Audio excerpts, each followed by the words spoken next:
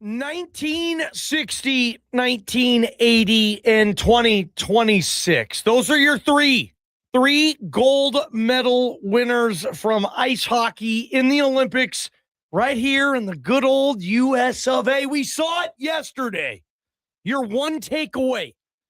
This is probably one of those moments you'll remember where you were, right? And I mean, Prater, sports does that in life as often and as well as anything, right?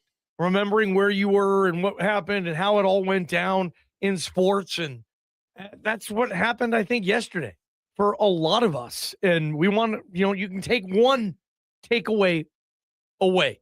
What is it? What's your one takeaway from yesterday? 208-424-9300. I mean, there's so many branches on this tree, Prater, with that game. So, you guys text us, call us if you want, let us know, and we'll get that stuff going. And welcome our YouTube audience, Blue Ice Vodka Style, to the program. This segment is airing on our YouTube channel. Mike Prater, takeaways, bro. Takeaways. Yeah, I mean, there's obviously the emotions and the drama and the pregame and the postgame and the off ice and on ice, all that kind of stuff. But for me, and I watch a lot of hockey, I love hockey, and it's just an important part of my life and has been for a long time. I mean, later on in my life, I certainly didn't grow up watching hockey by any means, but for me, it was just a phenomenal hockey game. And nobody's talking about the fact that it was just if you take this and give me a hockey game between hockey players A and hockey players B on a sheet of ice in the middle of this, in the middle of that, it's a phenomenal hockey game. It was intense from the beginning. It was intense toward the end. It had everything you want in a hockey game. It was just a fantastic game. And that's really all I wanted. I don't hate Canada, so if they would have lost, I don't really think I would have cared. I don't think I would have cried if the United States would have lost this game. I went into this thinking, give me a good hockey game, an X's and O's game, and that's exactly what you got. You got a little bit of offense, you got a little bit of defense, you got a great goaltending, you got great coaching, you got great everything about this game. The X's and O's and the fact that it was such a spectacular game was going to always work for me. Yeah, and this wasn't the underdog story that 1980 was, but it didn't need to be. That's what I like about this situation. It wasn't just, hey, we got to relive 1980. No, you didn't. You got to live 2026. And I think for me, 1980 was about, and it's such a wonderful story, about a bunch of kids who beat the best hockey collection in the world at that time, the Soviet team. And just that underdog of the Rocky Balboa, if you will, coming from nowhere to win something like that. This, to me, my takeaway was different in the fact that, this is a flex.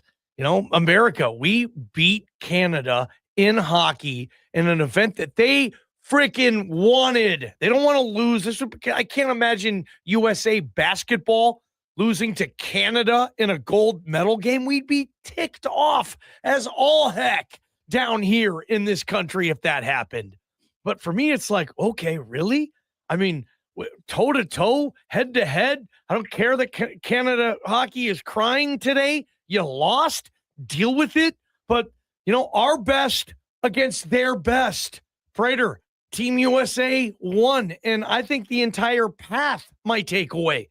Team USA was better in this tournament than Canada. Canada was skating on thin ice. They had to use they had to win in overtime 2 rounds ago.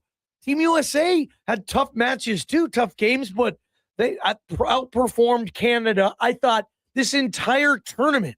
So my big takeaway was it's not about Cinderella this time.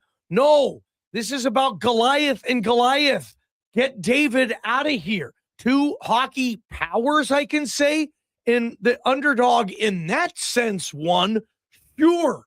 But this showed me that, wow, and I'm not a huge hockey fan. You guys all know that. I don't know who 3/4 of these players are in that game. You didn't get up for the game either, did you? Or did you? I did, but it was after the first intermission. Okay. My phone wouldn't stop vibrating on my nightstand, and I'm trying to sleep through it. And I don't turn it off, so I can hear when my phone vibrates, and it just didn't stop. And then all of a sudden, I turn on, I'm like, okay, I need to watch this. And then I was glued after that. And I was like, okay, this was fantastic. And that was my takeaway that, you know what? On that stage, Team USA said, okay, hockey guy, let's see if we can beat you at your game, even Steven. And I think in many cases, 2-1. Hellebuck is a American hero now. We'll see about Jack Hughes too. But my takeaway there is what a great day it was for USA Hockey in that regard, guys. We didn't get lucky, despite what people say. They won that tournament. It's remarkable. In Italy, neutral site, Prater. It wasn't in our backyard. All that stuff in the crock pot. But my one takeaway, Team USA. It wasn't Cinderella. It was a power, and they won that game. 208-424-9300. Get your one takeaway in. What is it? We'll read some texts here coming up. We'll get you through the Taco Bell hotline. Lines open too, Greg Frank.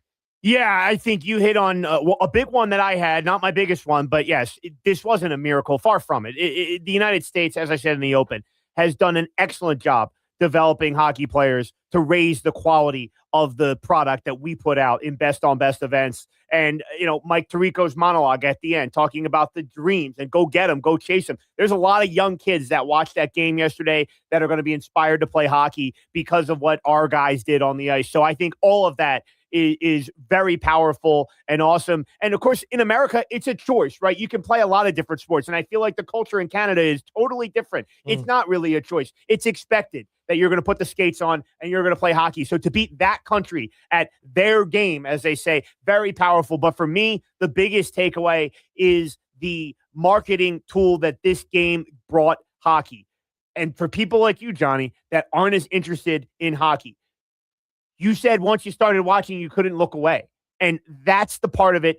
All of us today across the country on radio stations, podcasts, YouTube channels, everyone is talking about hockey. And how often in the United States of America do we say that? I know that right now the rest of the sports calendar, and maybe this is part of it, it kind of dries up and we don't have NFL offseason hot headlines coming in hot and heavy too yet. And we don't have the NFL draft yet. And we don't have March Madness yet. We don't have hockey and NBA playoffs and baseball season. And so maybe this fell at the perfect time on the calendar, but it's that moment for me of just the marketing tool that this game brings. And the fact that so many more people that would have otherwise said, I'm a casual fan, if that, decided to tune in and watch this game. And I think you talked about it with Bettman being your weekend winner.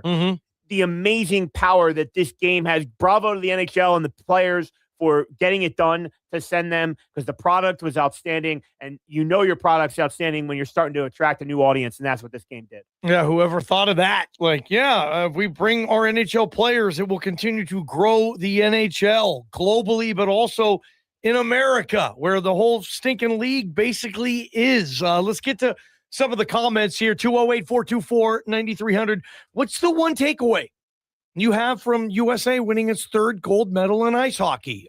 Spud Reb in Twin Falls, Prater says, I will never forget how Jack Hughes scored the golden goal soon after having dental work.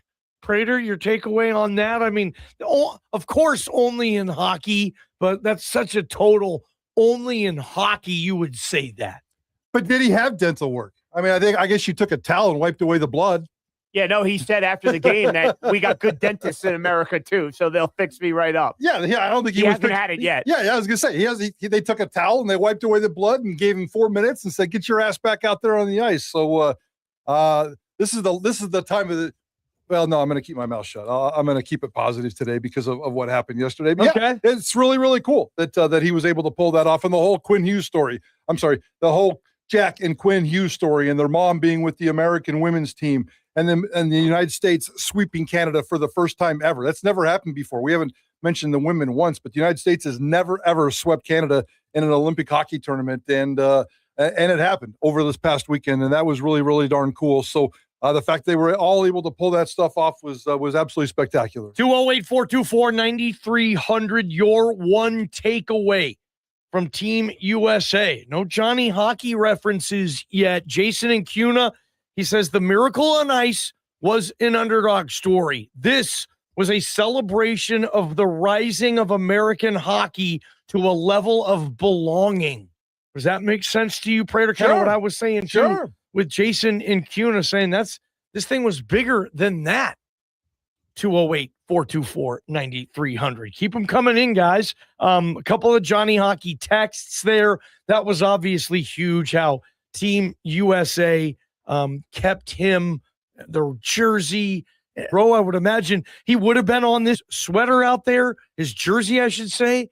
And that was a huge. And another thing that I would say with regard to growing the game, and hopefully there's some Minnesota kids, you'll see a lot of Massachusetts kids, a lot of Michigan kids as well, moving in states where hockey is not thought of. In this country, we think of it more as a regional niche school. But if we can pop one out in a state, just think that it's really cool to see these players coming from different spots now.